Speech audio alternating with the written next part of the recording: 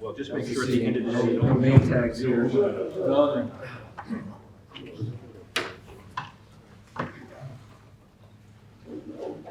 awfully quiet.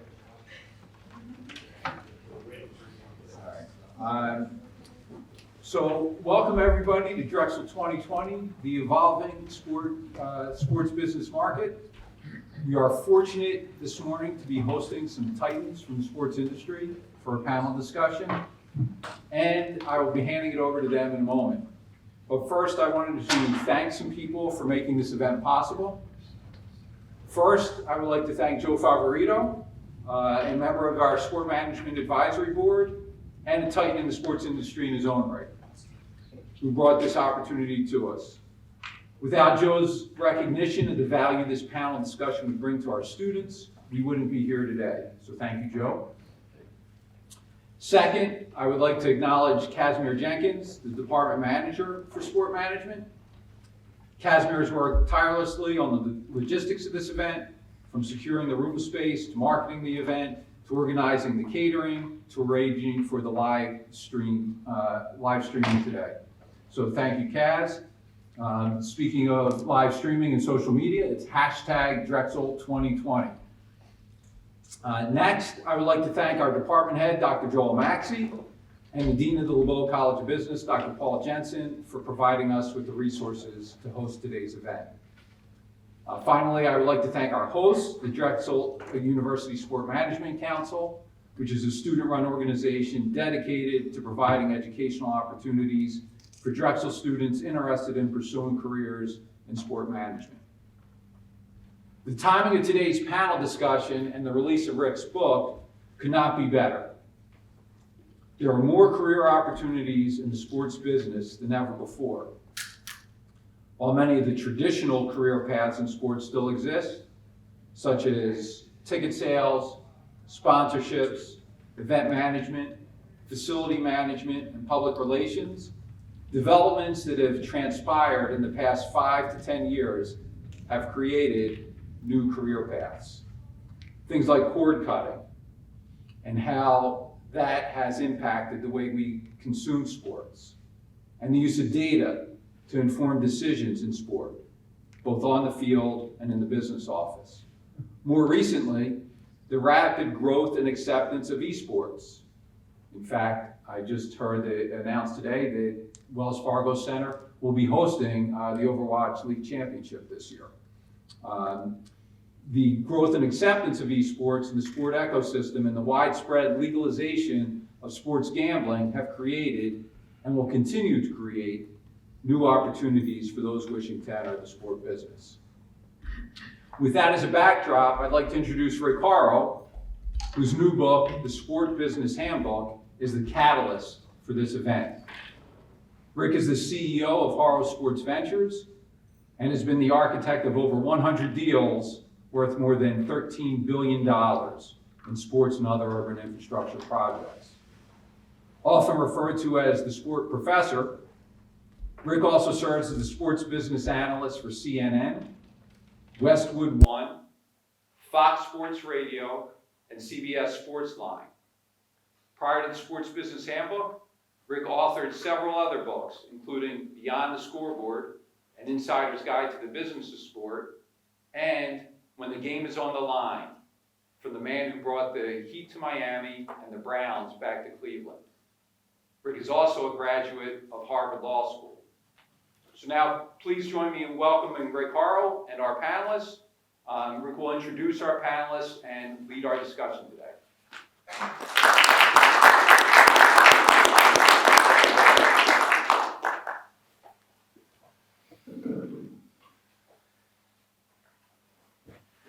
Thank you all very much, and honored to be part of a really great entrepreneurial program at Drexel. Thank you all for your vision, and thank you for giving the students a real firsthand opportunity to learn from present company excluded icons in the field and learning about the experience over the last 50 years. Imagine getting in the room with the most influential people in the history of sport business and together to discuss things just one-on-one. The biggest names you can imagine, commissioners, owners, developers, entrepreneurs. Pour an executive a beer and ask him to tell you a story or her about what he or she sees as the biggest trends in the sports business. Candid insights, hard advice, no-nonsense tips. That, in a nutshell, is what the Sport Business Handbook contains, the greatest collection of sport business professionals assembled under one roof or one book. And they're sitting in your conference room, imagine, ready for you to look at them as needed. The sports industry has grown exponentially in the last 50 years. I'd like to think that I had a little bit in that roughly 50 years ago. Don't try the math, it doesn't really work. But in the late 70s, I was at Harvard Law School being challenged by generating some fake excitement about corporate tax, real estate, and other aspects of law, and befriended a professor, a criminal law professor, named Jim Vornberg. Jim was and had been a trusted friend in the business, and Jim claimed at the time that it was great to have you be involved and be interested in sports, but quote unquote, there's no such thing as sports law. We don't do sports law. So the interesting dynamic was, long story short, if you win a squash game that we play, you'll be able to have me be a normal dedicated student and take corporate tax and all the other kind of things that we'll be doing on a regular basis. If I win, then you're going to write me a hall pass to Gillette Stadium and TD Waterhouse Garden, the old Boston Garden, the Bruins and the Celtics and the Red Sox, and I'd write a thesis about excessive sports violence. The rub was two things. One is I enlisted the help of a good friend to become a squash coach, never played squash before, and then my roommate at Harvard Law, who just so happens to be John Roberts, the Chief Justice of the U.S. Supreme Court. Interesting story number one. Interesting story number two, the professor, by the way, was 81 years old when we played. And of course, the first message that I have to everybody in the room is, stoop to nothing to get where you want to be. So at the end of the day, we put together a paper that ended up being a thesis, the first ever thesis at Harvard Law School, and then 3 books helping to define the field of sports law and sports business.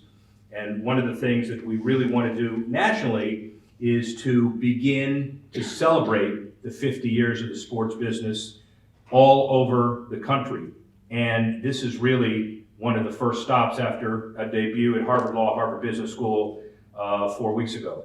So thank you for being part of history, and thank you for making this a major event. The big change for me, before we go to the panelists, is that years ago, 4 things about the industry that are important today.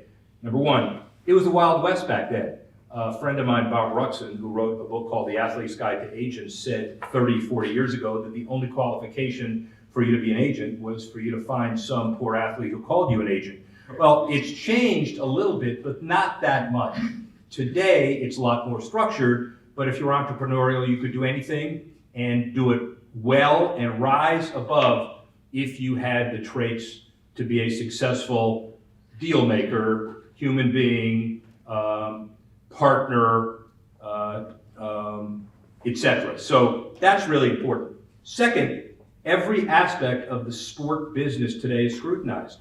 60%, according to an LA Times study last year, of all column inches devoted to sports today are not what you would define as X's and O's, but are deal making, sport law, sport business, sport management, sports politics, sports sociology, sports anthropology, sports data delivery, as Tony will tell you a little bit about turnkey. All of those are newfound areas where years ago, if you said sport business, you would be in a track where people would think that you were being taught or you were going to be bored. Today, obviously, it is the dominant part of all of sports. Third, labels of sport defy traditional analysis. Your sport business club, your sport business folks, if you have the core knowledge of what you need to do to succeed, it's just as easy to translate that knowledge into issues of law, issues of marketing, issues of deal making, management. The common sports fact patterns are almost the most important issue of how to drive it. Don't get me wrong. I'm not suggesting that if you want to practice law, you don't need a law degree, you ought to go to business school. But for the most part, these are times where you can understand how important the diversity is and how far it'll get you. And then finally, the sports industry is defined by changing circumstances.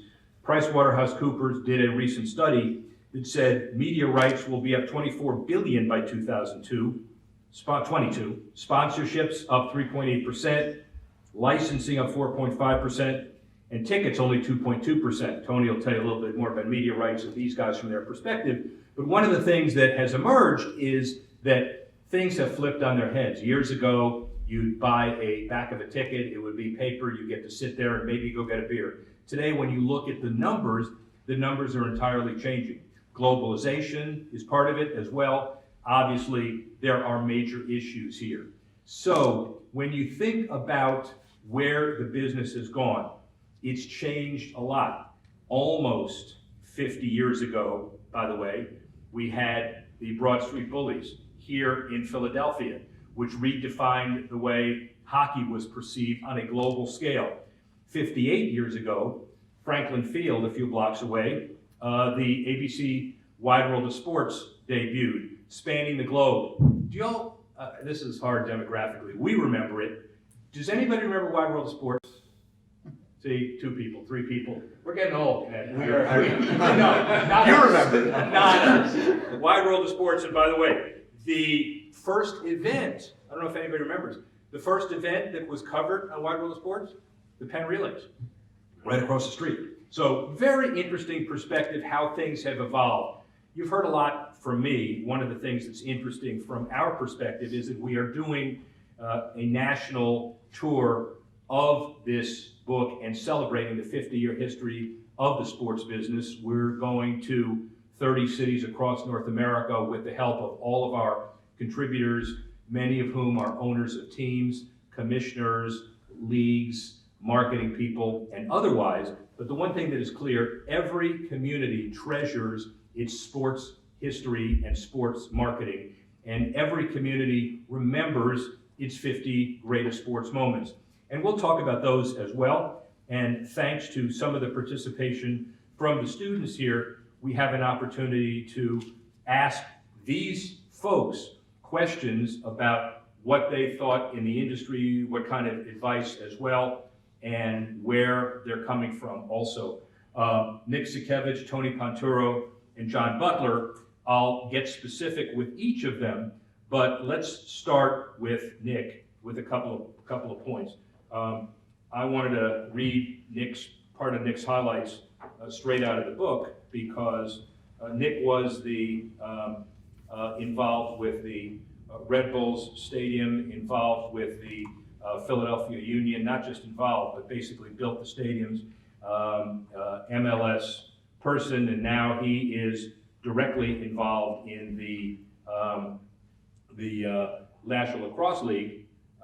He was chosen in 2016 as the commissioner of the National Lacrosse League, founding executive of Major League Soccer, New Jersey Red Bulls, AEG, but he's transcended soccer and transcended lacrosse. So, Nick Sikevich. Thanks, Rick.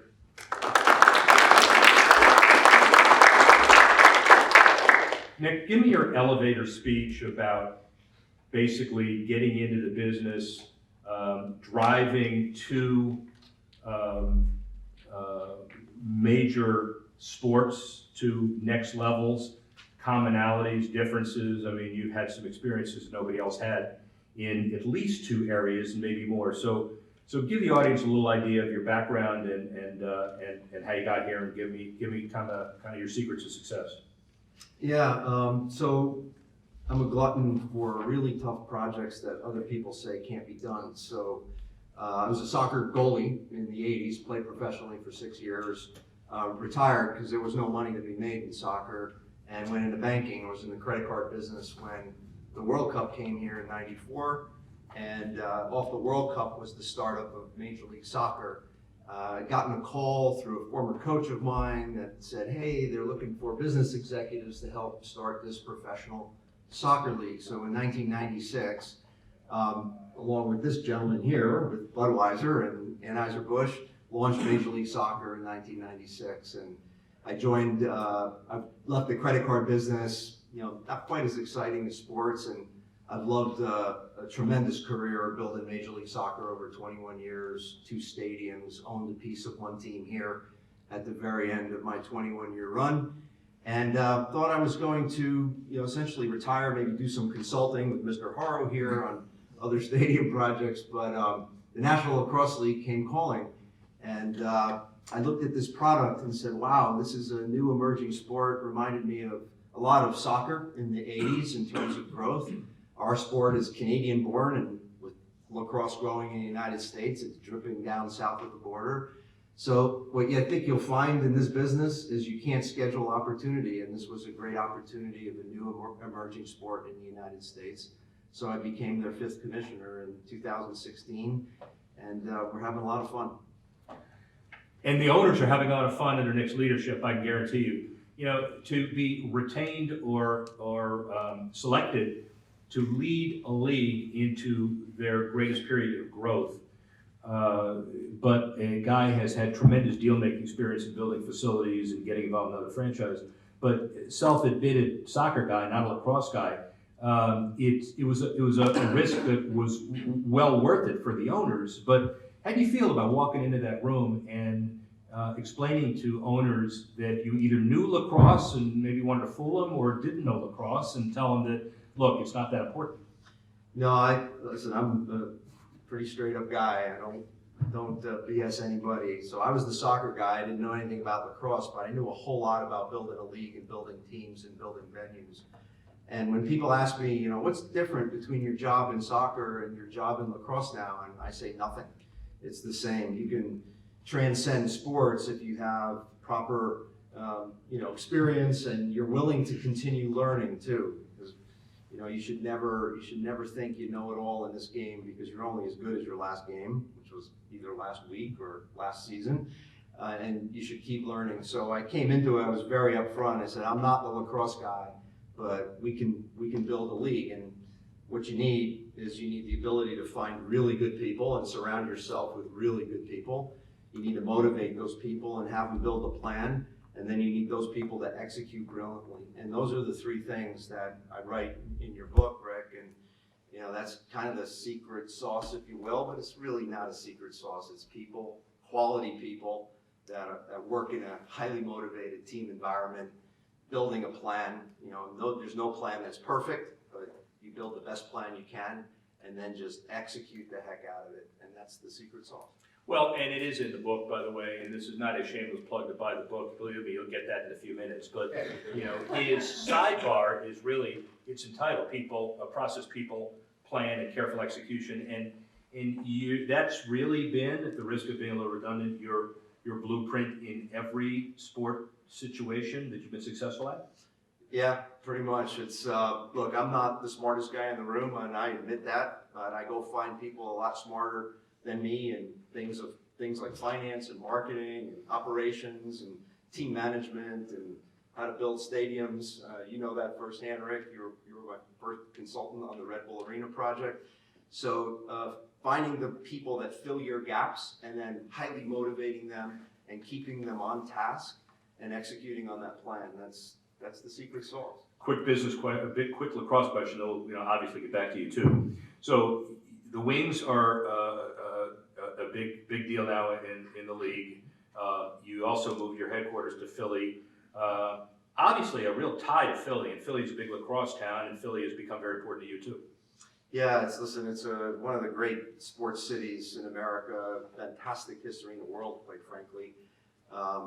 Built a stadium here, brought a soccer team here, and very proud to say we brought a lacrosse team here who launched this year. It was their first year here under Comcast Spectacor ownership, an amazing owner, and they've had a phenomenal year. averaging well over 12,000 tickets a game and filling up Wells Fargo Center and creating a spectacular environment there. So it's been a great pleasure. And bringing the league office here, we were in New York. We were in the shadow of all the big leagues. We weren't relevant. You know, we had a tiny little office on the backside of the NFL headquarters and just not relevant. Here, we're the only major professional sports league headquartered in Philadelphia, and we're able to be more relevant, and we have a flagship team that's owned by one of the great Fortune 500 companies, Fortune 40 company actually, here at Comcast. And you know, yesterday I was at the game. I'm sure people don't want to think about the Toronto game last. By the way, it's a long series. You have 3 more games left, so don't even think about that as Sixers fans. But you have banners. You know, Ed Snyder and the Flyers dominate, and of course Julius Erving and the Sixers dominate. But the Wings have a couple of banners up there. Welcome and congratulations and all that. So obviously a major commitment in the building.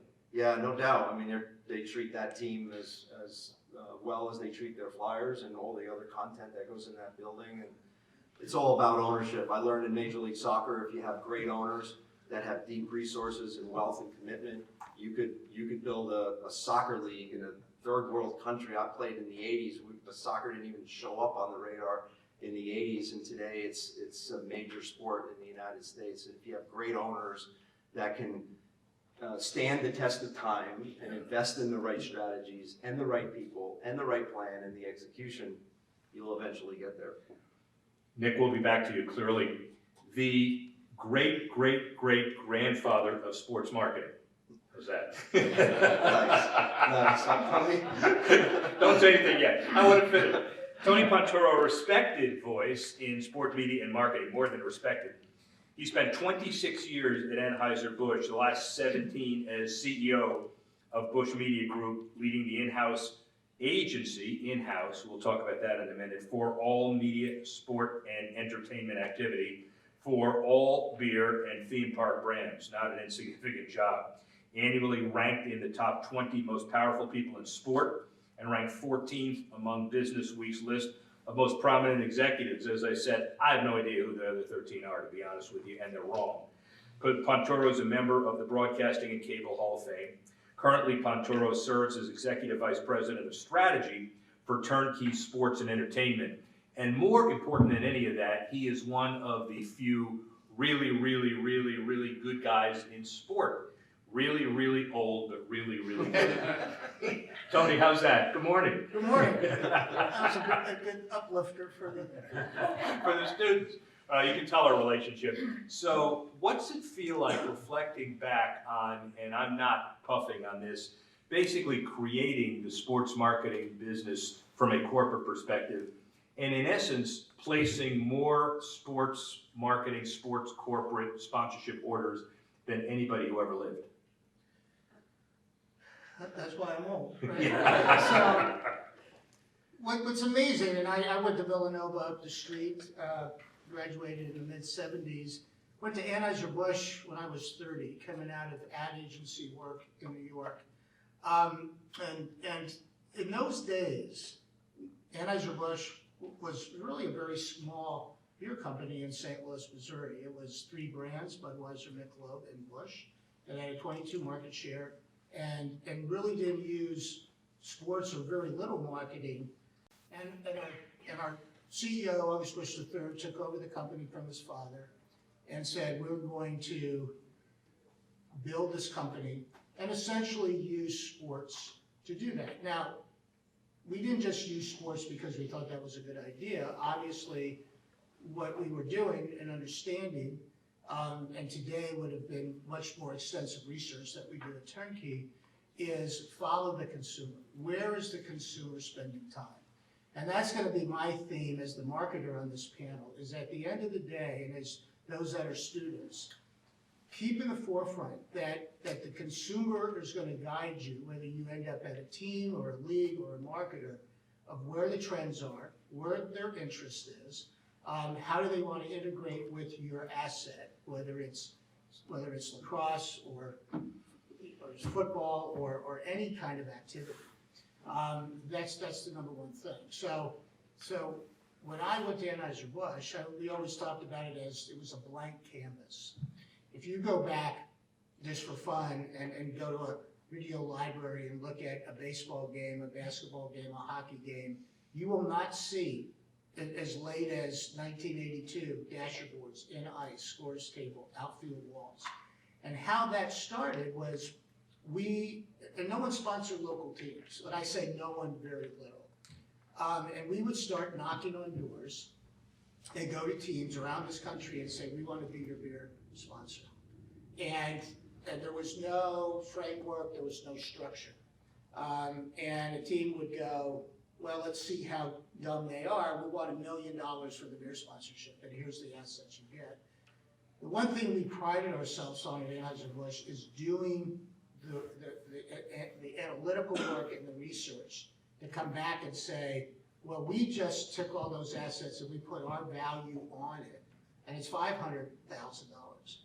And we're not gonna necessarily argue about the money, but if you want $1 million, you have to bring us value.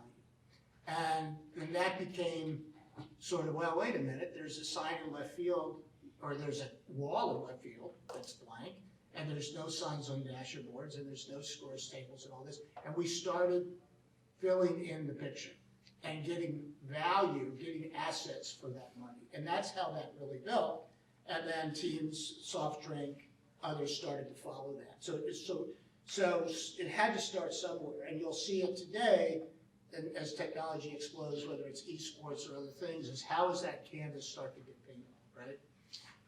So that's how we did it, and over time, we at one point touched in some way in sponsorship 90% of every professional team in this country, and then we started doing it nationally.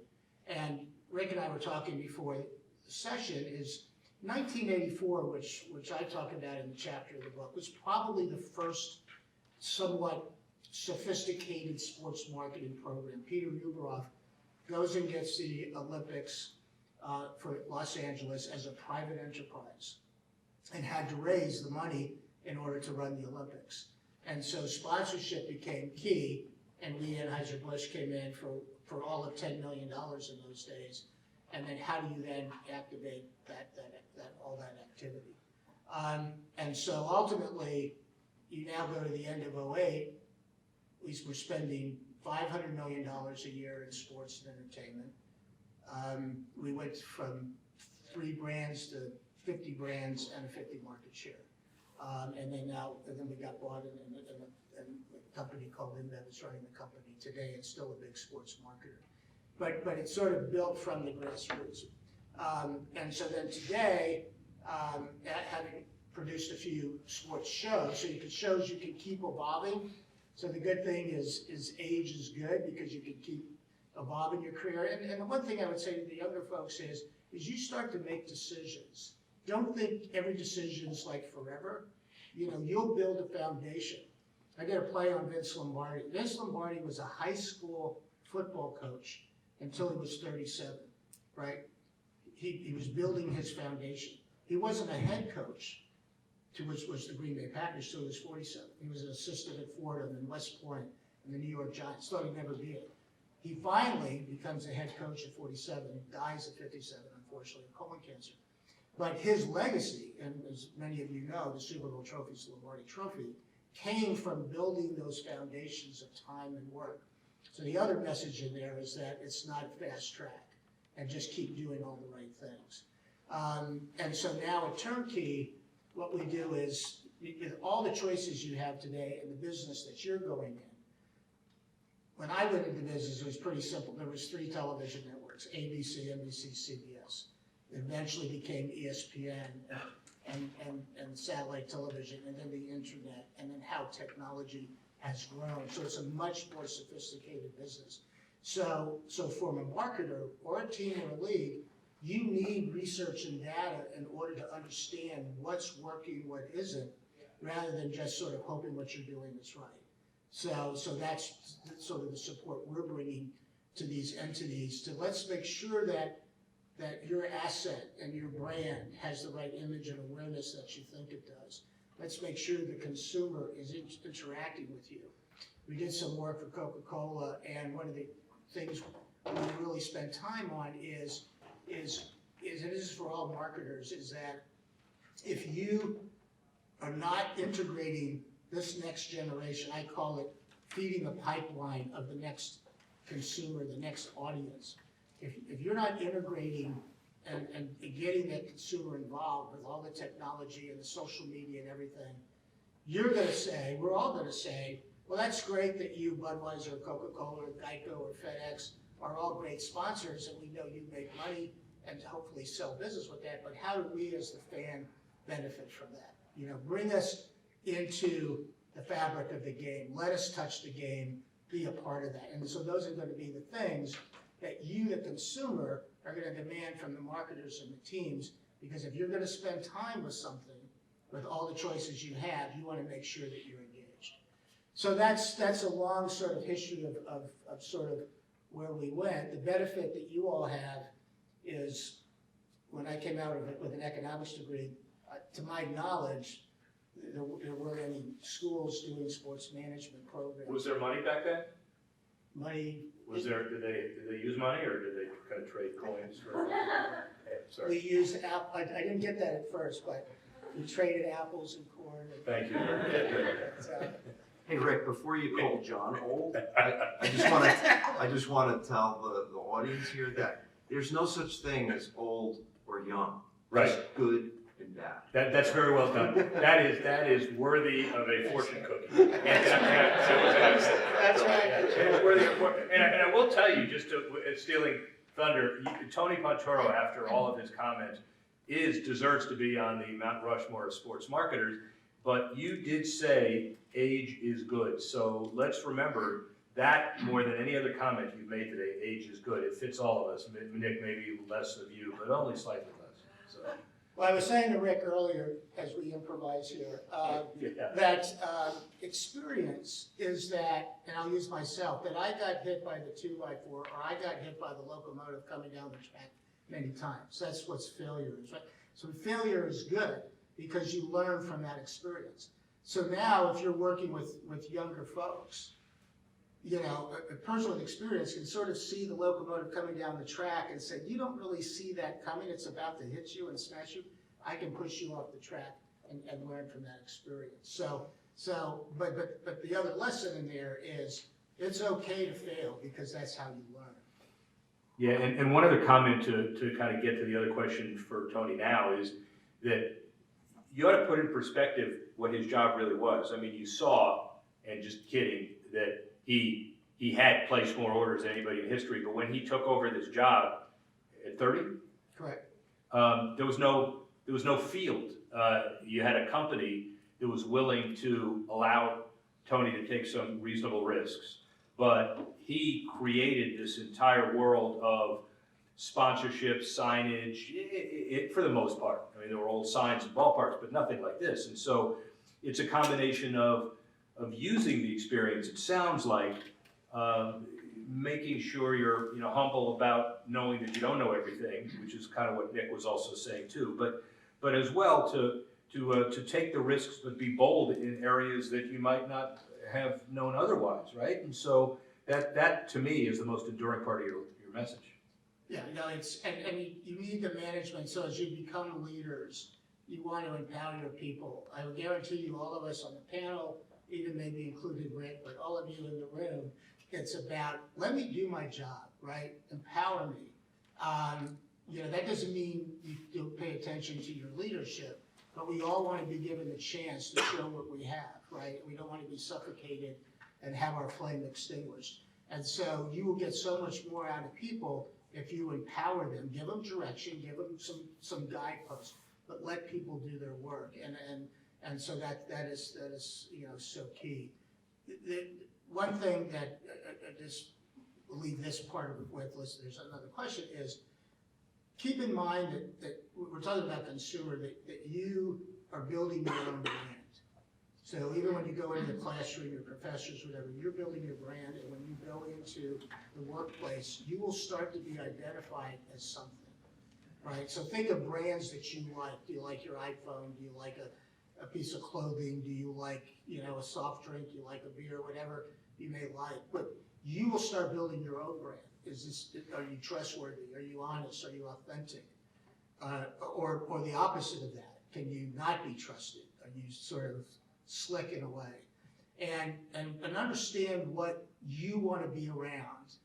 And that will generally be what people want to be around. But it's a very real thing, because I learned it after the $500 million wasn't there, is that the reputation now 10 years later and people working with you is as strong as when the money was there, because you built the brand of respect. And you want to do that starting right now. And by the way, that doesn't happen with a lot of people, so again, kudos to Tony, but the 100 and some odd people that we interviewed, and they wrote the chapters and sidebars for the book, and then we started talking to other people in the industry about the critical mass of this book. And one of the things I found among peers is that they would say, oh yeah, I know him, he's a good guy, he's not a, he's challenging, she's done a lot of different things. The personal relationship piece is the first thing out of people's mouths, then what they've done in their career is second. So that's again confirmation, very, very, very important. And Tony does it better than anybody. John Butler served as the executive director of Pop Warner for 27 years. Is it still 27? Now? Be 28 at the end of this month. Dog years, 28. Introduced coaches education programs for volunteers on sporting behavior, coaching techniques, respect for youth. Seeing the need for athletes with special needs, he launched the Challenger Division flag football and cheerleading program to provide the Pop Warner experience to those athletes. In 2014, he was elected president of the National Sports Concussion Coalition and serves as vice president of the National Council of Youth Sports, on the advisory committee of heads of football, and on the board of SAFE, the nonprofit arm of Sports Turf Managers Association. John has an incredibly diverse career focusing on philanthropy, youth education, and doing the right thing. And John, just generally, first of all, honored that you're here, honored that you're involved in the book as well, and give us your perspective on kind of the business now, and give us a little elevator speech on your trek through that business. Sure. Good morning. It's been an interesting ride, that's for sure. I was initially in the football equipment business, making blocking sleds and tackling dummies, and I coached high school football for 7 years here in the suburbs. And when the opportunity came along for a position with Pop Warner, and in the meantime, I had become a big brother through big brother, big sister.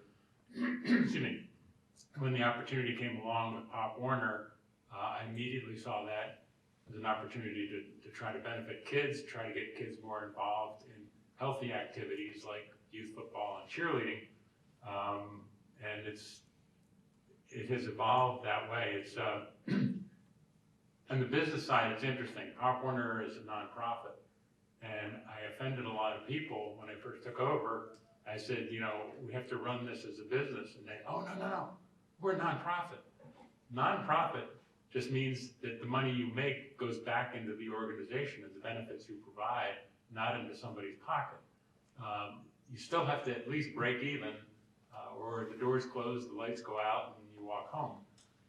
So it's been challenging in that sense, learning a lot about dealing with IRS regulations for nonprofits, which sometimes are bizarre, certainly circuitous, and layers on layers. But one of the things that people, and I've done some guest lectures in sports marketing classes at a couple of colleges and universities, and I think people regard, when they think of youth sports, they think back to playing U10 soccer or Little League baseball or something, and you had a couple of moms and dads out there, helping to coach one thing and another.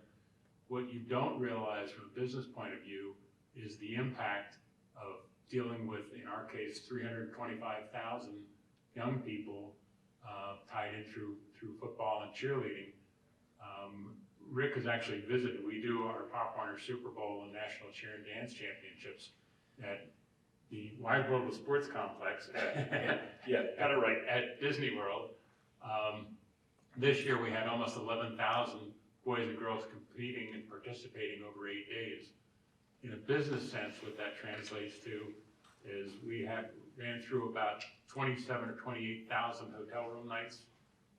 We generated something in north of 75,000 day park passes at the Disney parks. Disney's great that way. They arrange all the transportation. They actually closed one of the theme parks that Wednesday night. We have a private party for 15,000 of our closest friends. So it is big business in itself, but in a very different scale. And all of our football games are now live streamed on ESPN3. One is shown live on ESPN2. All the cheerleading is now streamed. So the business advantage of that, and Tony knows far more about this than I do, but you actually get to see the minutes consumed online from those shows. And it, again, it becomes a whole lot bigger than most people think within youth sports. John, you're running a league, you're running a business, you're running an asset, you are developing a brand.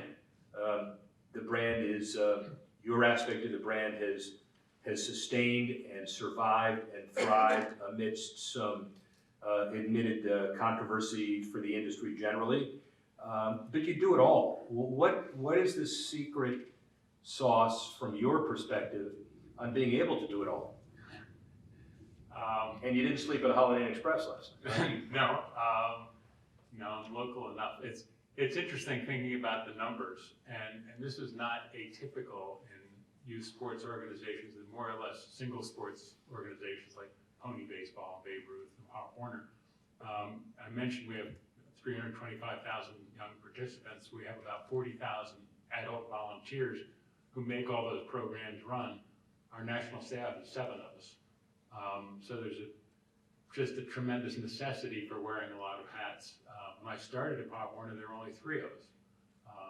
So it, you get dragged into a lot of things that you say, this was not part of the job description. This was, not on my resume. I was not looking to do this, but just have to dig in and get the job done, doing whatever it takes, as has been set up here. There's no part of it that is too menial to get involved, roll up your sleeves and get involved in. We've had great help along the way. You think about a staff of 7 putting on an event for 11,000 participants and about 24,000 people total. It's pretty impressive. So your world of Pop Warner, you deal with relationships all the time. Relationships with the NFL, corporate sponsors, insurance companies, a whole bunch of people. How important are relationships in your world? Absolutely vital. And as Tony was speaking, one of the first things I tell younger people looking to get into sports, you say, there's a lot of entry-level jobs are in sales, and people say, oh, I don't want to go in sales. And to Tony's point a minute ago, the first thing you have to do is sell yourself. You've got to sell yourself to whoever may be looking to hire you. If you don't do that, you'll never get your foot in the door. But you have to be ready within the sports world, as has been mentioned, to work your way up the ladder, because there's a lot more supply than there is demand. There are lots of jobs out there, but how do you separate yourself from a lot of people who just think, oh, well, I like sports, so I probably ought to go into the sports business. There's a lot of that. You have to be on top of things. There's things that, in hindsight, I would have changed about, if I'd had the opportunity to major in sports, would have done somewhat differently. But we're fortunate in the sense that Pop Warner, we are now 90 years old. We are the recognized name in youth football and cheerleading, and that certainly helps. But that you can lose credibility a lot faster than how you gain it. That's for sure. Words to live by, and we'll return before the end of the panel to kind of advice, and you guys get at the end of this as much time as you want to do some Q&A of these folks and any of us who want to, if you want to get some ideas about how to survive and thrive in the business should you choose to take this path.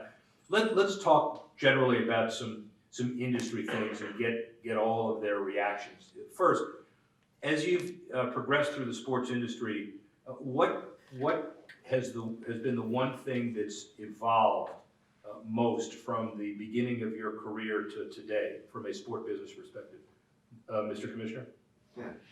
I would say the consumer, and the consumer continues to evolve. So today, and I have to give credit to the great president of Turner Sports, David Levy, who's a dear friend.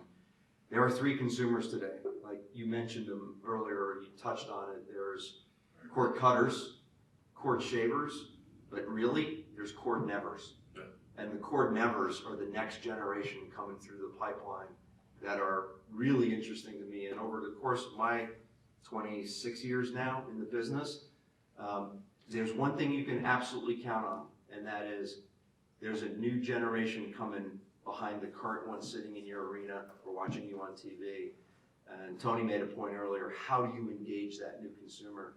How do you learn about that new consumer, what they want, how they want it? Because you got to deliver it to them. So that's, I think, one thing for sure, constant. We're gonna see the next generation coming through, because sports entertainment, for that matter, is socioeconomic. It's not a 24-month return on investment business model of a widget that you make. It's socioeconomic. As you progress through your careers, you'll see how important Nick's comment is, and it's more prophetic every year. Before I get to Tony, do any of you know what a television is? Have any of you seen television? By the way, you think that's funny? 5 years from now, I'm gonna ask the same question. See if people really know. Yeah, I know what a television is, right? It's this little thing. How do you old people watch that big thing? And what is Bonanza anyway? Is it right? Right, exactly. Tony, perspective on that evolution. It to me, which leads to the consumer piece, is technology. You know, with the beginnings of the satellite television to then the internet, and to now, you know, the streaming, and everything keeps broadening out and slicing. It's also been something that has fueled the rights fees. So when the networks were starting to say to NFL, NBA, MLB, we can't really afford the rights to go up, then nicely ESPN comes around and Turner comes around with David Levy. And then you start to have, well, you know, now there's, you know, Amazon and Facebook and Twitter and DAZN and streaming things. So technology keeps feeding the revenue stream, right? So it keeps expanding and it keeps giving us choice. So that's probably in the last 10 years, you know, it has been one of the most dramatic things of the business, which is making it more personal to us and sort of chopping that pie. Also, we were talking earlier that, you know, if you took the Phillies when I first started, there were maybe 30 games on the over-the-air station. You know, now all 162 games. So more, not only more choice, but more volume, which makes it also tough for all of us to keep up with as well. Sir, John? A little different perspective coming from the youth sports end of things, but it does tie back into consumerism. I think the biggest change that I've seen really stems from parents these days. It used to be that, you know, we wanted to recruit kids to play in the programs. Parents wanted their kids to play youth sports, whatever the sport may be. In today's world, we have a tremendous percentage of parents of young people who are, a sports psychologist friend of mine used the phrase, emotionally over-invested in their children.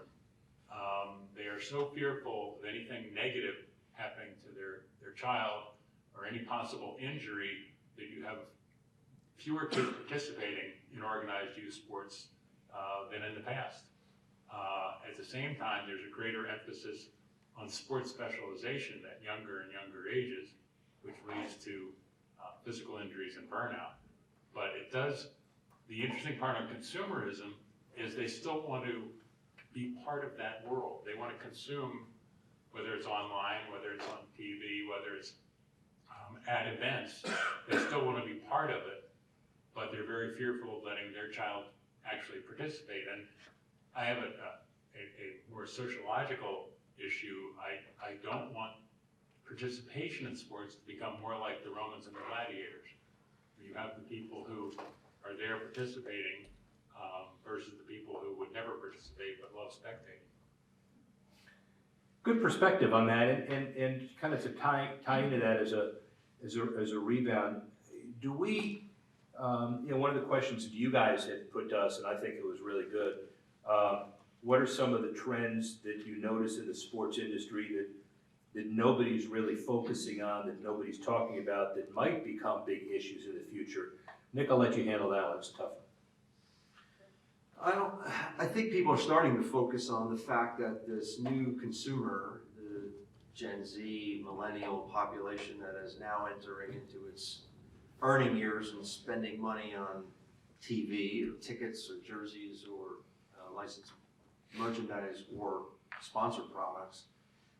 I think the demand for providing the experience in sports entertainment has changed, and you need to up your game, whereas us older people, we may just have bought a ticket and gone to a game and we're satisfied with that and had a cold beer and a hot dog and that's a great night out. What we're finding is the new consumer today is more demanding. They don't want to just go to the game and watch it. They want to be part of it.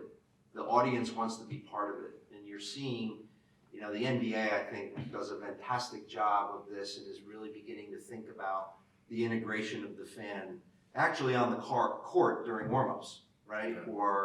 And finding an entitlement sponsor to that and integrating that.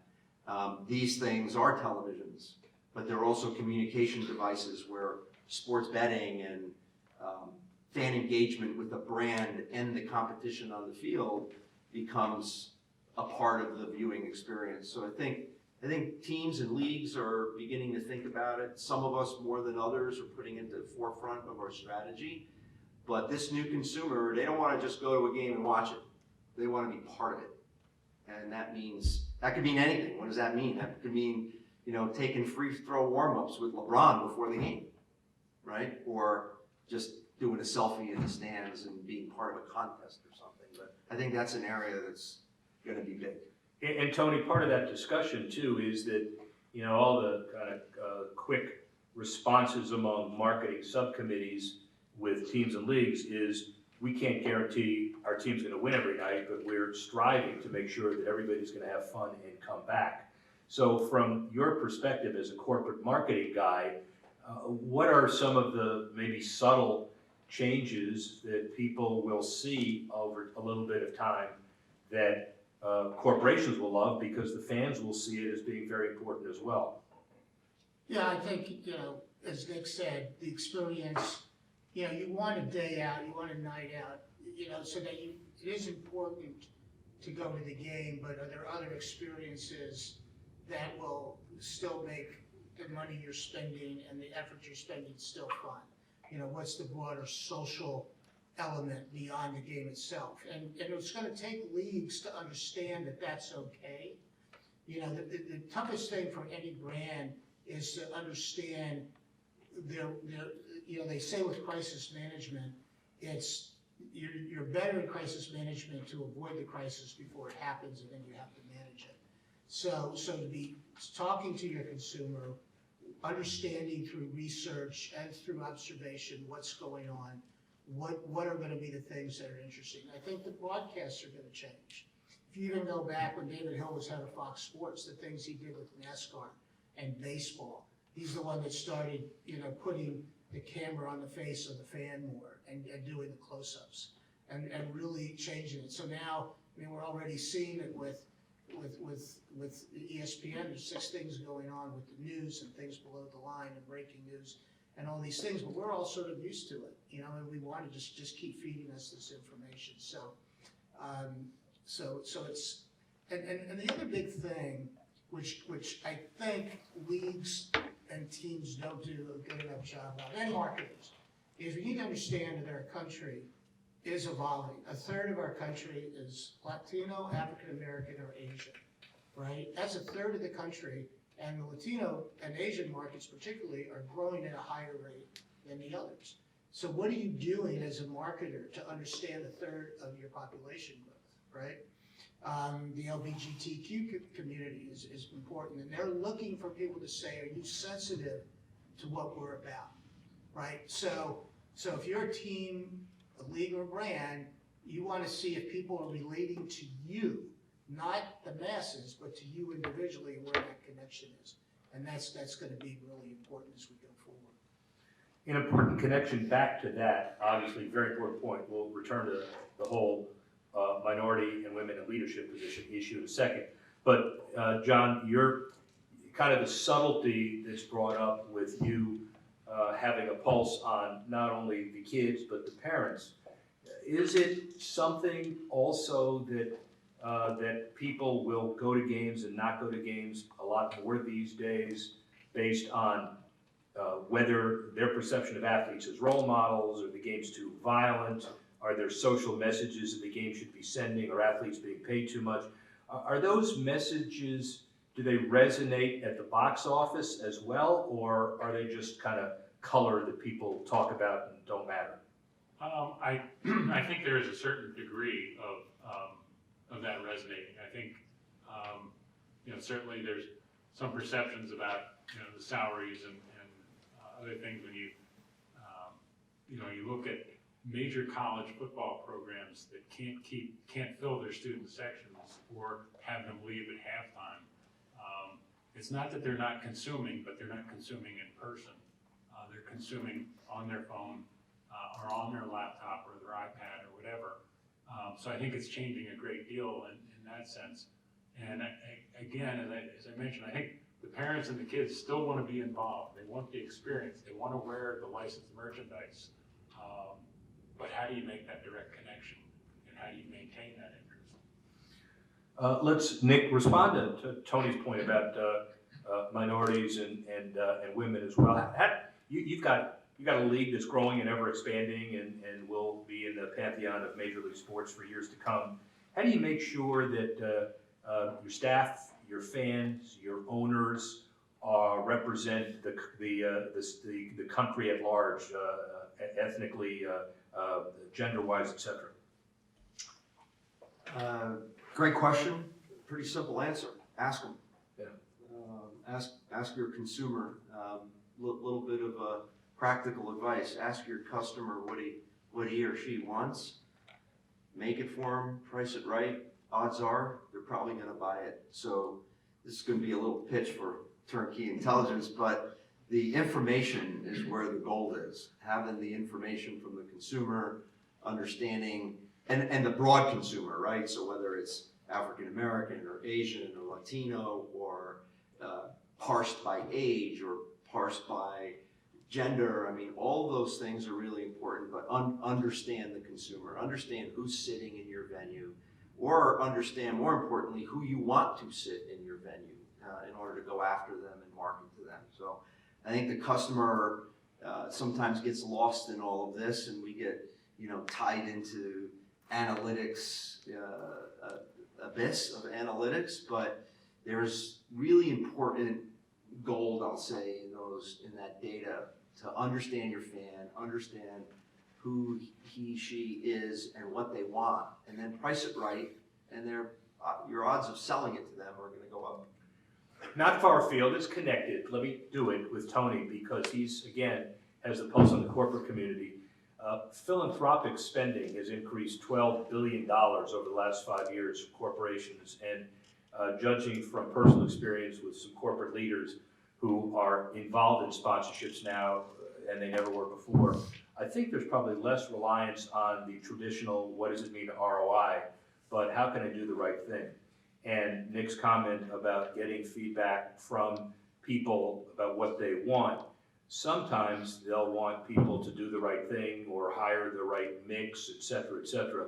Tony, how do you go about assessing today the whole philanthropic world, and when you were dealing with AB, how do you do the right thing and make sure that it's consistent and growing all the time? Well, there's sort of a saying is, doing the right thing is good business. But it has to also be authentic. If all the research that I've seen says if a marketer ties into social or charitable functions, whether it's, you know, various cancer programs or whatever, you know, is your thing of choice, the consumer, again, you're talking to someone who that's important to. So whether it's something at a night, whether it's a run, whether it's a walk, it's something just in your offices.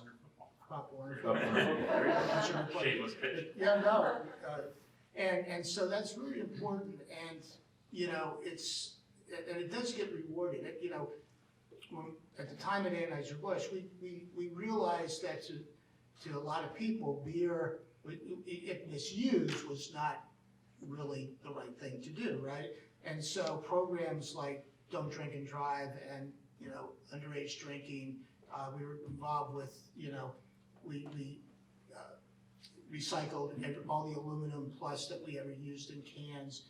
We were really trying to do an environmental thing. We didn't talk a lot about it because we didn't want it to look like it was a marketing scheme, but people figure it out. I'll tell a quick anecdote, you know, which is a little bigger than a marketer. When Adam Silver, and I used this in the classroom, and then I was able to talk to Adam about this because I said I'm using you as an example, as sort of the poster child of doing things right. 3 months into him being commissioner, he had the Donald Sterling situation.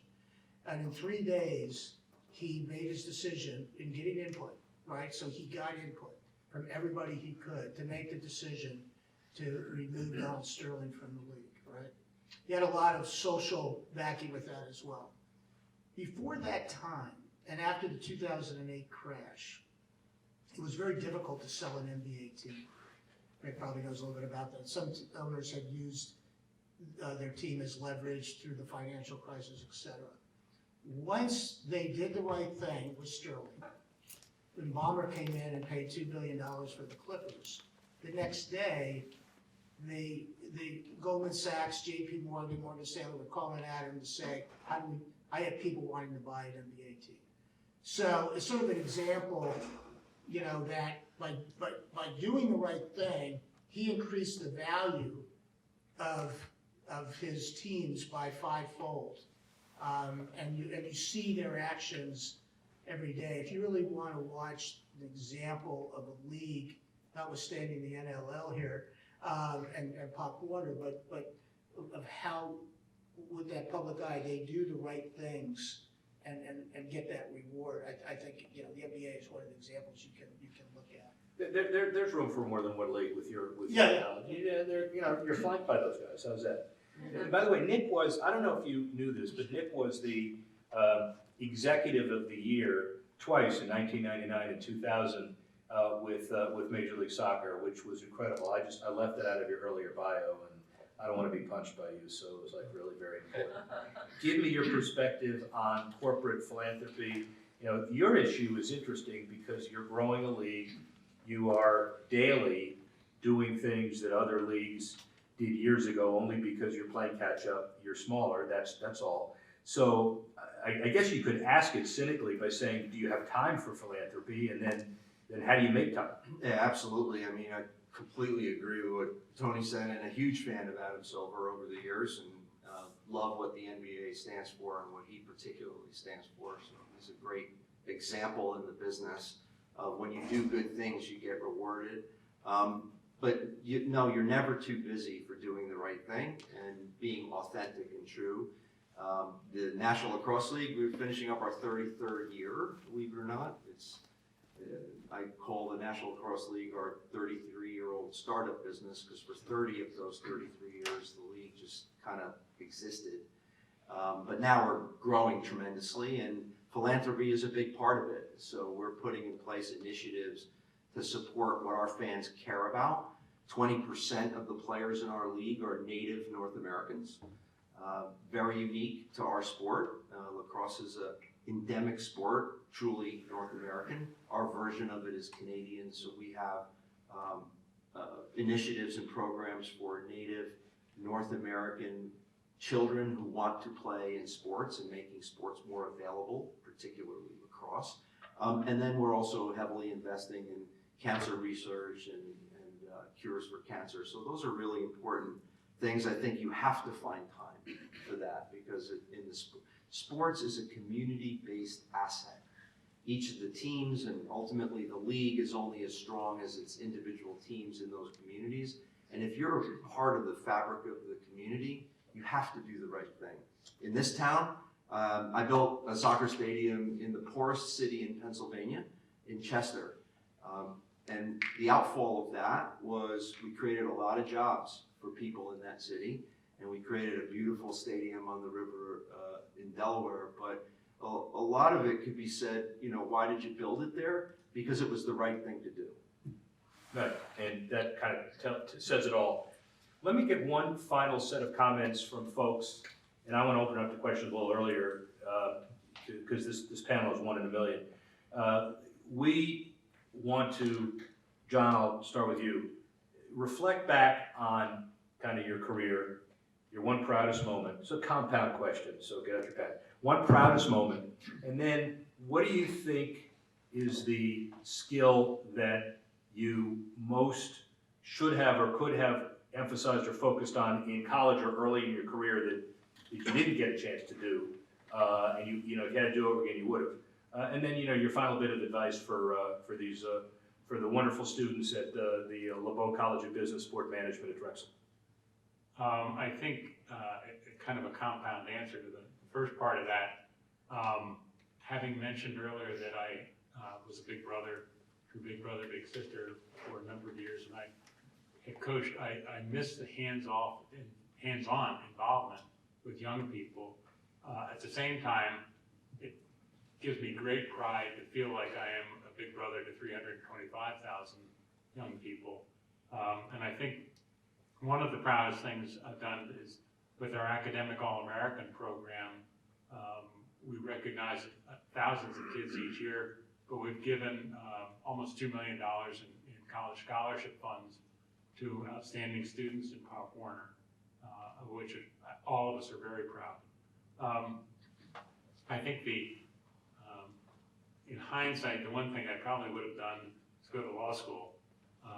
My wife says I spend my life getting sued, which is really unfortunate when you think about what you're trying to do in youth sports. And a lot of them are, you know, not the obvious things, but you know, you're discriminating against my child because of this or whatever. I mean, some of them are truly bizarre.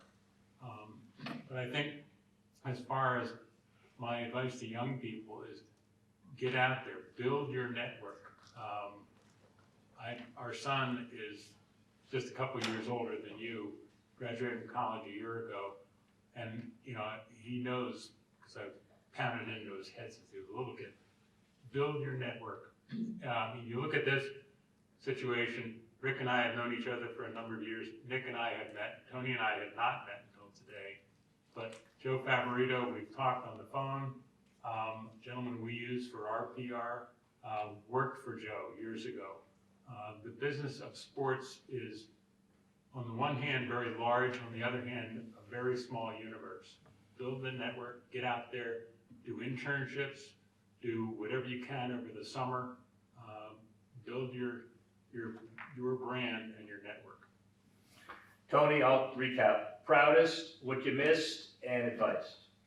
The proudest is that at Anheuser-Busch, we did not have contracts as employees, and it was day at a time.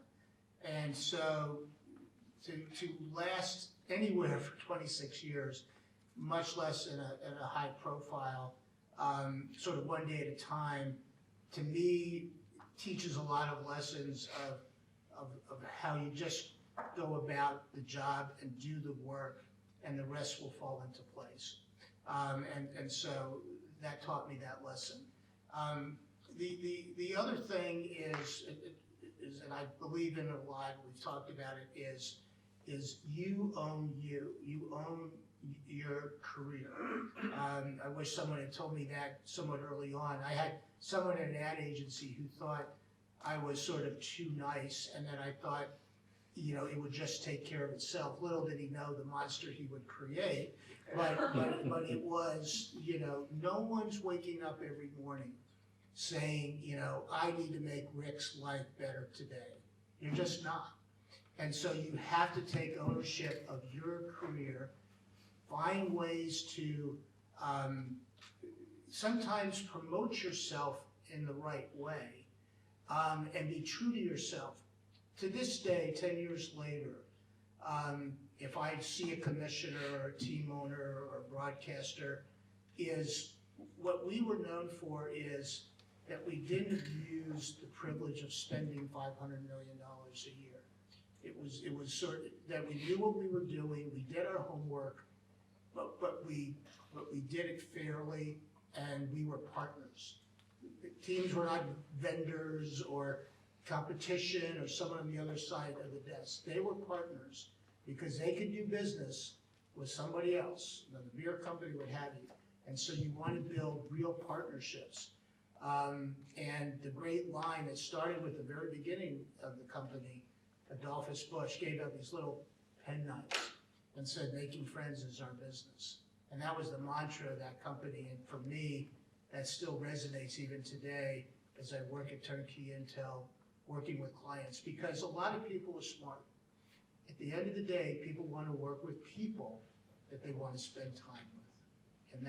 And that's the thing you want to keep thinking about. Here, and you owe me a beer a couple of weeks from now when I'm in New York, part as a deal. Nick Sikevich gets the last official panelist word on the panel. So proudest moment, clearly helping, being part of building a soccer league for the next generation of players. I was a player that didn't make any money playing soccer. We built a great league over a long period of time, and that league is here to stay. Thanks to great partners like Anheuser-Busch in the early days. No truer words too, by the way, Tony. That you walk the walk on that one, or walk the talk. That's probably my proudest achievement. You know, building the stadiums, of course, is part of that. But that was great, and I don't miss anything but the people. So I've surrounded myself with some of them to build another great league in the National Lacrosse League. So excited about doing the same thing for the NLL, or being part of that ride, building a new sport of a new generation of kids growing up in North America. Nick Sikevich, Tony Ponturo, and John Butler are 3 of 110 panelists, but 3 of my best friends. Would like to really thank them for being part of this as well. And just to conclude, before we do Q&A, this industry has endured from interesting early beginnings and rocky, uncertain steps to a point where everybody wants to be in it, everybody wants to participate in it. But when you take a look at enduring principles, this took about 5 years to do, and it was herding cats, and 18 steps up and 16 back, and ultimately the reason why everybody committed was that they liked a little bit the idea of me getting off their case and stop calling. But more important than that was that true. Of course it is true. But the bottom line was that they wanted to leave an imprint and a legacy for the next generation.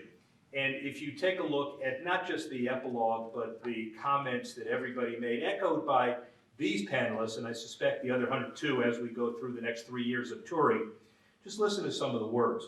Character, credibility, creativity, preparation, humility, passion, urgency, collaboration, perspective, resilience, flexibility, and maybe the most interesting and enduring word is vision. Here's to the dreamers in all of us that started this business, that perpetuated this business, and to take it to its next 50 years. I personally can't wait for the next 50 years. I will die in a bar fight long before then, but I guarantee you that the legacy that's left from people like those on this panel and others will help define the business for years to come. Thanks to Drexel University Sport Management at LeBeau College of Business for truly launching something that will be exemplary in the next 2 years. Thank you all of you for attending. Thank you all of you for watching. See you next time.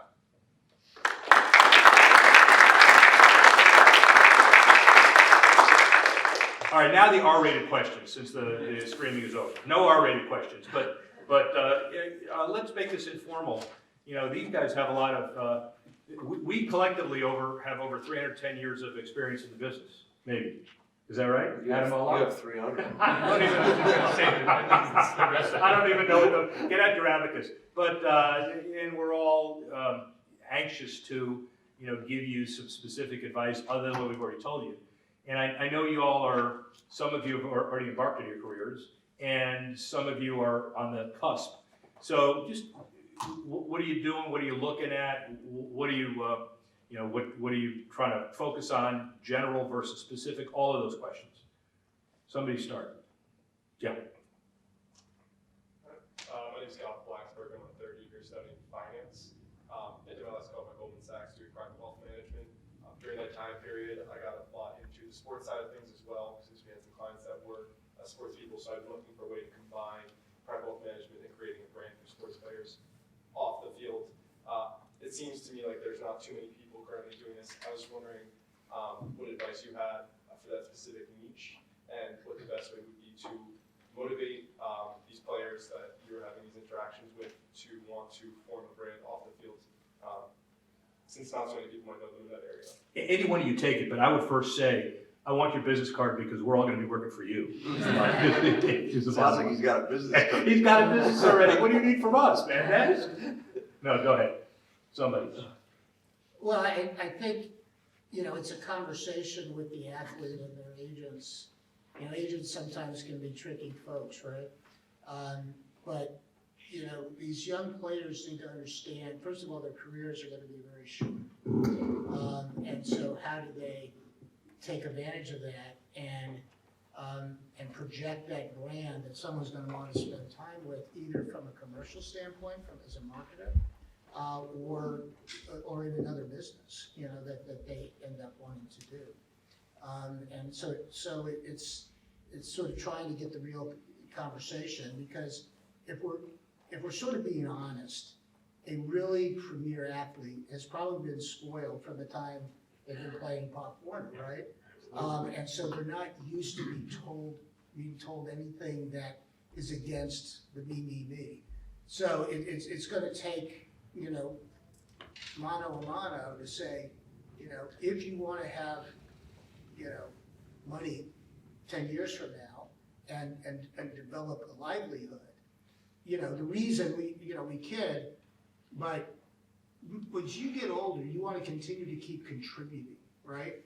You wanna keep doing, you know, we're all gonna live longer, and so it's about doing more, living your life in a productive way. And so these athletes, they need to understand that, you know, when they're 30, there's another 50 years left. So it's gonna take that kind of conversation. And it's relationships too. And Nick's never been an agent, but he's been on both sides. John wouldn't be an agent. I was asked for, I'll leave it out, but it's kind of a cool color story. For 3 years of my life, I worked with Jack Nicklaus. Those of you who've seen my golf game, I actually helped him win the Masters. I improved his putt. No, I didn't do that. But don't even do it. I've seen him play golf. Yeah, he had. That's why we tell. But he started Golden Bear Sports Management. It's interesting because he thought, like Mark McCormick, he would be the next guy, and why not? And wrote him a memo saying, you're just going to have to bring more than your golf game and your boat. You're going to have to tell people what they don't want to hear, including that you're going to have to earn their trust as friends and mentors. It wasn't the right personality fit, but it got me a little bit into the mindset. And as much as you want to be an expert, you've got to be able to tell people who are making a lot more money than you that you've got to do some things that they don't want to do.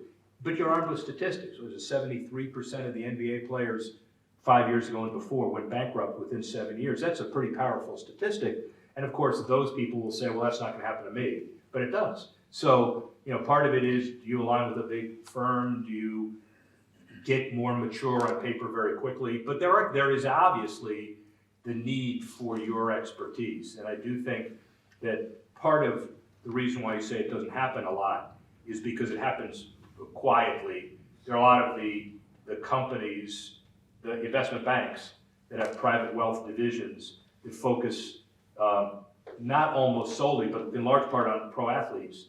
And they're very protective about the names and the relationships because they don't want them stolen. Plus those athletes treat the relationships as confidential client relationships too. It doesn't mean it's not a good idea, right? No, actually, I think he's onto something, because the athlete today, especially in the higher profile sports, is become a major brand. And in some cases, we're seeing those athletes become, more influential than the teams they play for. And so I think you're onto a cottage industry that's forming within the sports business. But to Rick's point about relationships, athletes are athletes. I was one of them. And trust and relationship is the starting point. And you've got to be able to assert that very quickly, because especially, a LeBron, for example, everybody wants his money, right? So who's he trust? The recruiting game is so difficult, and it's so much fun to see it on the outside. And I made a strategic career decision early on that my consulting work would be on the management side, and I would never formally register as an agent.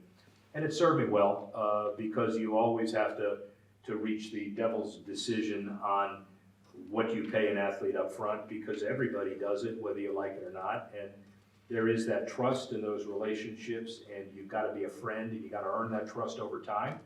Those State Farm commercials, you really now believe that Chris Paul and those character actors really love each other now. It's kind of fun until you realize it's business. And at what point are you sincere about, well, here's the $300,000 that every athlete gets in order to be recruited by that certain firm, unfortunately, like it or not, and I want you to be a friend and want you to listen. It's a very, very, very difficult dynamic. Made even more difficult now because, LeBron James and his group of people at that level run the world, and everybody else is subservient to them in some ways. Yeah. This is for you, Nick. You said that one of the most recent trends is the fans being more interactive with the game. How do you guys do with the National Lacrosse League? You guys are still growing. What kind of strategies and ideas are you guys using to have your fans be more interactive while they attend that game? Yeah, well, and we're investing in technology to help service that. I think Rick alluded to it earlier. We're a 33-year-old startup, and we're playing catch up to what the other leagues are doing. But technology is a big piece of it. So, everything from the basics of, stats information of the performance on the floor to consumer analytics. We're building all of that really from scratch and have been doing that the last 3 years. We're not there yet. We still have more to go. There's the whole advent of sports betting, and while there's only a handful of states where it's legal in, it's an inevitability that pretty much every state in the United States. We have 5 teams in Canada. Sports betting is legal in Canada. So we have to play catch up there, not just on the marketing side of it or the revenue side of it, but the integrity side of it. We have no systems in place to manage the integrity of our game. So with that coming online, we have to invest heavily. The first thing we did, which was actually, in hindsight, the smartest thing, was we invested millions of dollars into an over-the-top streaming platform and decided that the way to market the National Lacrosse League is going to be digital and digital only. And we built NLL TV. 2 years later, we sold our rights to Turner because of their vision on where OTT was going, and now we're a premium property on their BR live stream. And but we have to continue to invest in that technology. So I think Tony mentioned it earlier about the juxtaposition of technology with the consumer is going to be so vital in getting it right going forward. This is not just a mindless, gratuitous appeal for strokes on the golf course. This is a comment that you ought to take seriously. Nick has an incredibly difficult job. He didn't say it, I did. So for 30 years of malaise may not be the word, just lack of momentum, he takes over a league, and he refers to it as a startup, but you make all of these innovative, life-changing, technological decisions. When you just heard him say TV versus digital, he minimized it. Well, you make the wrong decision and you're done. And so you've got to herd old cats, new cats, rich cats, poor cats, a whole bunch of different kind of cats. And you grow a league that is struggling for relevance in a world where there is a group of hardcore lacrosse fans, but there's also a secondary group of people that want entertainment, that want to see sports. You got to appeal to all of those people, and I know him well enough to know that 24/7 is not enough time in the day. So just to give you some perspective, in case you're thinking of career choices, I'll give you his home number later. In terms of like for the National Lacrosse League, is there knowledge sharing at all with the other leagues? Like, do you call the other commissioners, talk about best practices? Is that something that occurs, or do you guys feel like you're competitors? No, some are a little more open to that than others. You know, we have 5 NHL teams, owners. We have 5 NHL owners, 2 NFL owners, 1 Major League Soccer owner, and 2 NBA owners in our league. So it kind of makes it easy to get information from our ownership on those leagues. But I mean, the relationships, commissioners talk with each other. I think it's I think it's more mental therapy with each other, because, you know, it's you're managing owners and fans and all of that. So, you know, Don Garber, Gary Bettman, Adam Silver, they're friends and colleagues for many years. You know, we don't share any secrets, but we share some best practices. I think it's important. And let me add one thing too. Again, shameless plug for the book. Don Garber has a chapter. Paul Tagliabue has a chapter. Gary Bettman has a chapter, of course, Nick. And so each of them, in their own way, talk about collaboration. And you do know that they go out and share, not secrets, but you've seen it happen, and it would be silly not to, because there are a lot more commonalities than there are differences. Yeah. I have a question more for Mr. Butler. You talked earlier about how you're getting a lot more one sport athletes. And something I've noticed, I played 4 sports growing up, and now, you know, I know families that have kids that don't play soccer. That's it. How do you both try to grow Pop Warner football, but also encourage them to play lacrosse, an up-and-coming sport, in a different season, knowing the risk they may stay with lacrosse and not come back? From a personal aspect, you're saying the right thing, but from a business aspect, it's got to be tough. I laughingly say, it's kind of true, that at youth levels, football is the only one-season sport now, because everything else is year-round. And a lot of it is driven by the local coaches who run the various sports, generally for-profit. They want cash flow year-round. They get the parents. Too many parents are very misinformed about the availability of athletic scholarships and think, oh, you know, when my son was playing lacrosse in high school, you'd have parents in the summer saying, oh, it's so important that he gets a lacrosse scholarship to college because we can't afford it. Well, the reality is, like half as many D1 schools in lacrosse as there are in football. They get 12.4 scholarships for the whole program, so you get roughly 2.5 per entering class. They're recruiting 15 to 18 kids per year. So the realities of athletic scholarships are, too many parents just are misinformed about it. The reality there is that for every $1 of athletic scholarship funds available, there's $150 in academic scholarship funds available. So I tell them, you know, don't hire a speed coach, hire a tutor. So the reality is we encourage kids to play multiple sports. The NFL publishes every year, and it gets very little media coverage, but this year over 95% of the NFL players drafted played multiple sports all the way through high school. Most coaches will tell you, even at high school levels and even at college levels, we're glad you're a multi-sport athlete because we believe you learn and grow by the other sports you play, and you don't get the overuse injuries. One more question, if there is one. Yes, sir. Zeke Goldsmith. I'm a Drexel University sport management sophomore. Okay. On the topic of specialization, early on in your careers or even in your undergraduate education, I'm sure there's a point in each of your careers where there was a number of jumping points that you could go off of into the world of sports or into the world of marketing. And I'm just wondering, what factors went into your choice to really pick the career line that you did? Great question, by the way. Nick, you start. Yeah, it's a great question. So, my choice was fortuitous because the World Cup of Soccer had come to the United States, and I was, like I said earlier, working at a credit card bank, and a dear mutual friend of ours, Alan Rothenberg and Randy Bernstein, gave me a call and said, hey, we're starting this soccer league. And I'm like, nah, I still have uncashed paychecks from soccer teams I used to play for in the 80s. I'm not interested. But then they sold me the vision and introduced me to Lamar Hunt, Robert Kraft, and Phil Anschutz at a meeting in Los Angeles. And I'm like, this is a bit of a different league than the one I played in. And, you know, I had a passion to create a soccer league for American players that, you know, in my generation didn't have a chance. So it was, you know, a pay cut, actually, a pretty significant one. But I'm glad I did it because in the long haul, I did quite well financially, and we left a hell of a soccer league behind when I exited Major League Soccer. You Tony, know, go ahead.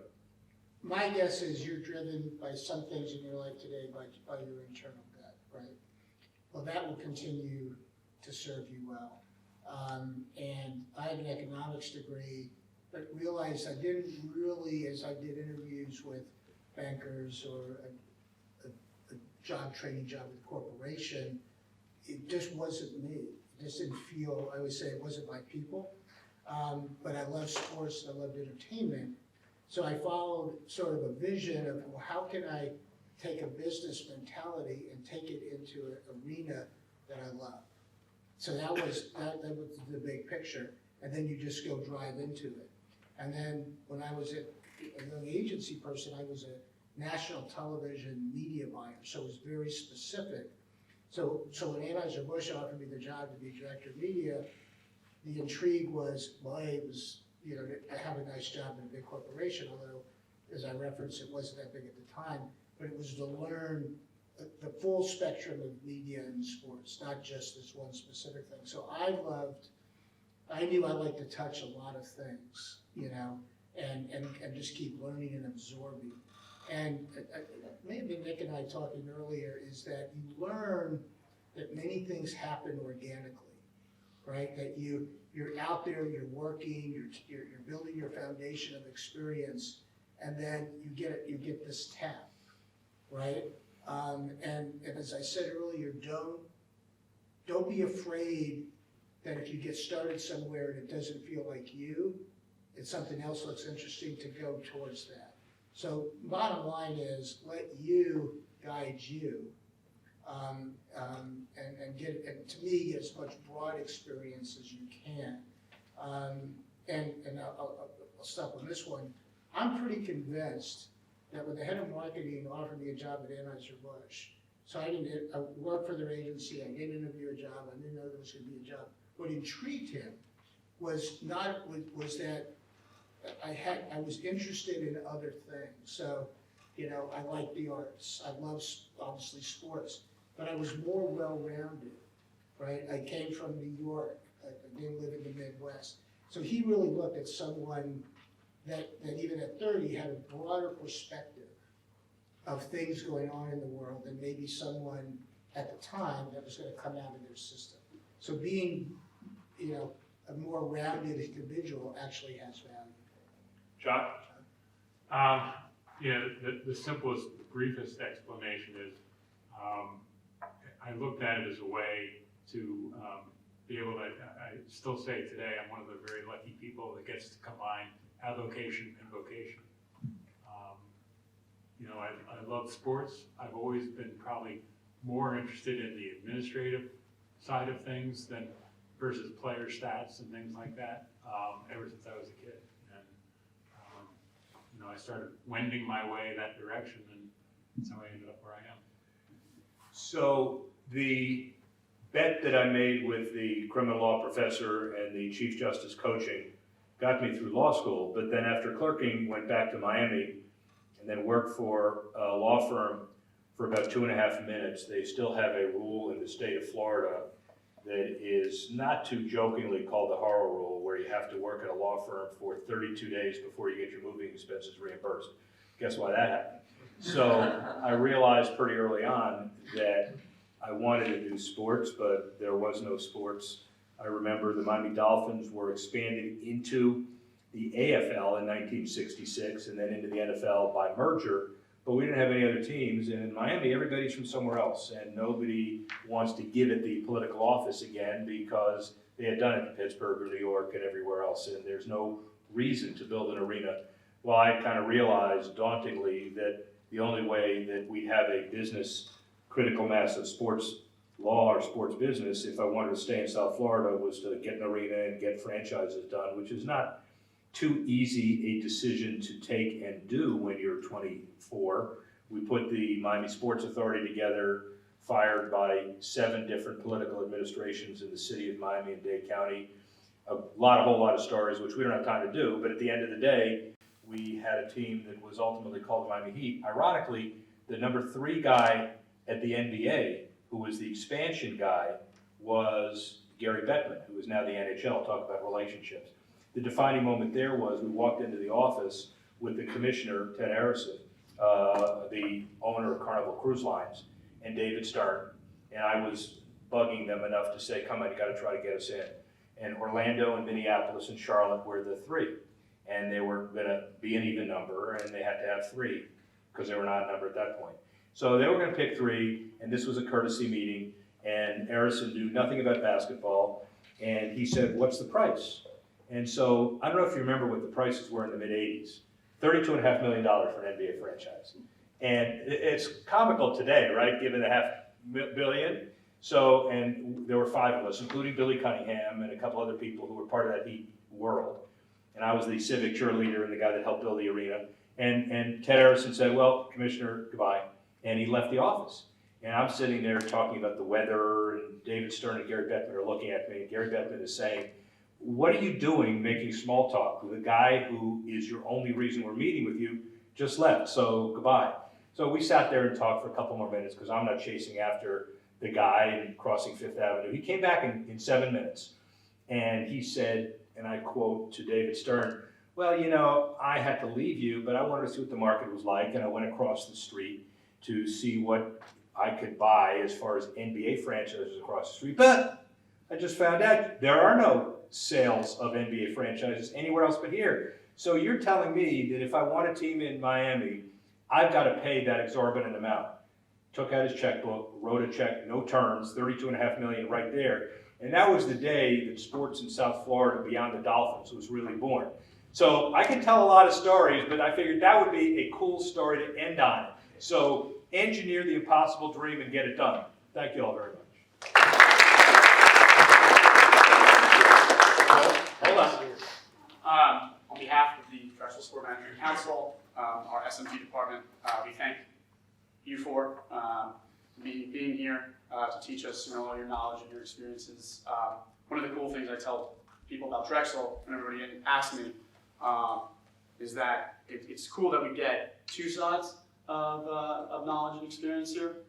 We have our excellent professors who teach us in the classroom. We also have our co-op experiences for 6 months, either 1 or 3 years.